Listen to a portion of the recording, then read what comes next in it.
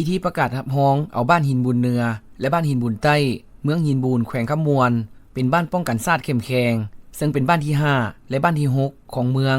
และเป็นบ้านที่82และ83ของแขวงพิธีดังกล่าวได้จัดขึ้นในวันที่26สิงหาคมปี2025นี้อยู่สโมสรห้องว่าการเมืองหินบูนโดยการเป็นประธานร่วมของทหารพันโทแสงอรุณสิงห์ภาไซหัวหน้าการเมืองกองบัญชาการทหารเมืองหินบูนมีทหารพันโทพงษ์วิหารอินดาศักดิ์หัวหน้าห้องการเมืองกองบัญชาการทหารแขวงคำมวลพร้อมด้วยคณะพักคณะบัญชาจากห้องการป้องกันชาติป้องกันความสงบแขวงกำลังป้องกันชาติป้องกันความสงบเมือง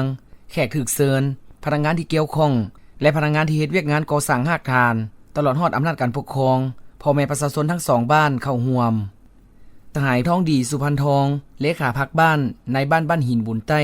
ได้ต่างหน้าให้อำนาจการปกครองทั้ง2บ้านขึ้นผ่านบทสรุปการสร้างครอบครัวและบ้านป้องกันชาติเข้มแข็งของบ้านหินบุญเหนือและบ้านหินบุญใต้ในระยะผ่านมา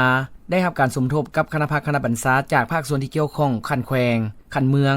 ในการนำเอาแนวทางนโยบายของพรรคและนิติกรรมคันถึงลงไปเผยแพร่เสื่อมซึมให้พ่อแม่ประชาชนทั้ง2บ้าน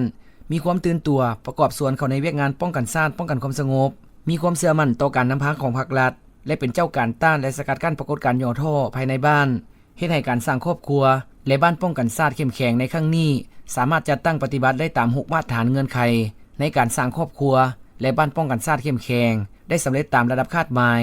จากนั้นทานพันโทสุพันธ์แพงดีหัวหน้าการเมืองกองบัญชาการทหารเมืองหินบูนก็ได้ขึ้นผ่านประเมินผลการสร้างบ้านป้องกันชาติเข้มแข็งซึ่งผ่านการประเมินผลตัวจริงบ้านหินบุญเหนือและบ้านหินบุญใต้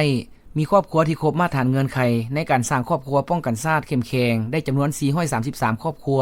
รวมเอา98ส่วนห้อยและทั้ง2บ้านมีเงื่อนไขถูกรับรองเป็นบ้านป้องกันชาติเข้มแข็งในพิธียังได้ผ่านข้อตกลงของท่านเจ้าแขวงคำมวลและข้อตกลงของท่านเจ้าเมืองหินบูนว่าด้วยการอนุมัติออกใบยั่งยืนและรับรองเอาครอบครัวและบ้านหินบุญเหนือและหินบุญใต้เป็นบ้านป้องกันชาติเข้มแข็งอย่างเป็นทางการพร้อมทั้งจัดพิธีมอบรับอย่างสมเกียรติจากนั้นต่างหน้าอำนาจการปกครองทั้ง2บ้านยังได้ขึ้นผ่านเนื้อในข้อแข่งขันพร้อมทั้งจับมือพร้อมกันนำเอาเนื้อในดังกล่าวนำไปจัดตั้งปฏิบัติให้ปรากฏผลเป็นจริง